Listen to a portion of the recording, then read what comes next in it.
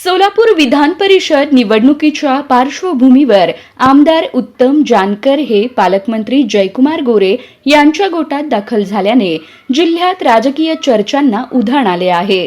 मोहिते पाटलांवर नाराजी व्यक्त करणारे जानकर आता महायुतीच्या बैठकीत सक्रिय दिसत असल्याने त्यांच्या भूमिकेमागील नेमके राजकारण काय याबाबत तर्कवितर्क सुरू आहेत.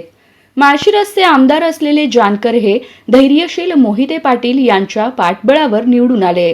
मात्र आगामी विधानसभा निवडणुकीत भाजपचे राम सातपुते हे प्रमुख आव्हान असताना मोहिते पाटील आणि जानकर यांच्यातील दुरावा दोघांनाही अडचणीत आणू शकतो अशी चर्चा आहे.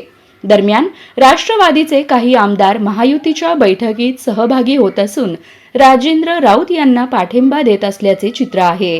ही खरी बंडखोरी आहे की विरोधकांना दिशाभूल करण्याची रणनीती याबाबतही राजकीय वर्तुळात संभ्रम आहे. मोहिते पाटील यांनी पालकमंत्री जयकुमार गोरे यांना थेट आव्हान दिल्याने निवडणुकीत अनपेक्षित घडामोडी होण्याची शक्यता व्यक्त केली जात आहे.